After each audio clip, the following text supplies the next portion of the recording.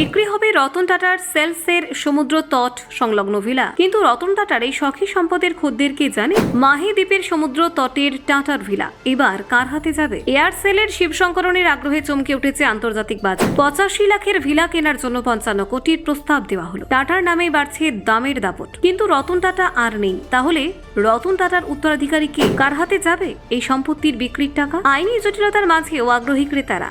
কার হাতে যাবে এই প্রখ্যাত ভিলা? দেখুন, রতন টাটার প্রয়াণের পর তার সেসেলসের মাহে দ্বীপে অবস্থিত সমুদ্র তট সংলগ্ন ভিলাটি বাজারে এসেছে। এই ভিলার মালিকানা তার মৃত্যুর পর উইল অনুযায়ী সিঙ্গাপুর নিবন্ধিত ইনভেস্টমেন্ট ফান্ড R&T অ্যাসোসিয়েটের হাতে গেছে। ফান্ডটি সাধারণত ভারতীয় স্টার্টআপে বিনিয়োগের জন্য পরিচিত। তবে এবার সেই ভিলাটিকে বাজারে বিক্রির জন্য তুলে ধরা হয়েছে। টাইমস অফ ইন্ডিয়ার প্রতিবেদন অনুযায়ী ভিলাটির প্রাথমিক দাম ধরা হয়েছে প্রায় 85 লক্ষ টাকা।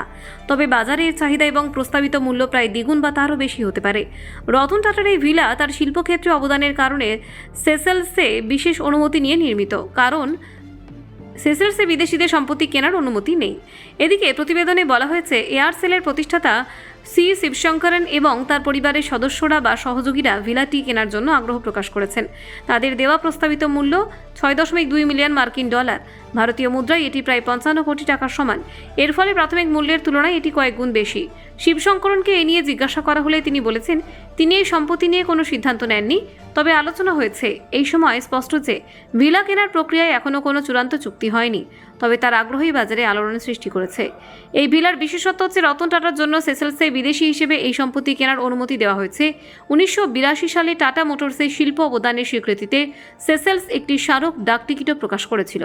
এটি রতন টাটার আন্তর্জাতিক প্রভাব এবং শিল্পক্ষেত্রে অবদানের পরিচায়ক। 2025 সালে 16 জুন বম্বে হাইকোর্ট রতন টাটার উইল অনুমোদন করেছে। উইল অনুযায়ী ভিলা বিক্রি থেকে প্রাপ্ত অর্থ 2 ভাগে ভাগ করা হবে। প্রথম ভাগ যাবে রতন টাটা ফাউন্ডেশন এবং দ্বিতীয় অংশ যাবে রতন টাটা ট্রাস্টে। এইভাবে অর্থ সামাজিক ও শিল্প ক্ষেত্রে কাজে লাগবে। শিবশঙ্করনের বিরুদ্ধে সেসেলস সুপ্রিম কোর্টে দেউলিয়া মামলা চলছে। তার আইনগত অবস্থান সম্পত্তি কেনার প্রক্রিয়ায় কি প্রভাব ফেলবে তা এখনও স্পষ্ট নয়। তবে তিনি আগেই জানিয়েছেন যে মামলার শুনানি শেষ হলে তিনি নিজে অর্থ ফেরত পাবেন। পরিবার চাইছে ভিলাটি বিক্রি বা কেনার আগে সকল প্রয়োজনীয় কর ফি এবং নির্মাণ সংক্রান্ত চার্জ পরিশোধ করা হোক, যাতে নতুন মালিক কোনো আইনি জটিলতায় না পড়ে। এই প্রক্রিয়ার স্বচ্ছতা ভিলার ক্রেতা এবং বিক্রেতা উভয়ের জন্যই গুরুত্বপূর্ণ।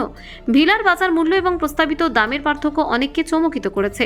সাধারণত এই ধরনের অভিজাত দ্বীপ ভিলা আন্তর্জাতিক বাজারে বহু গুণ মূল্যে বিক্রি হয়।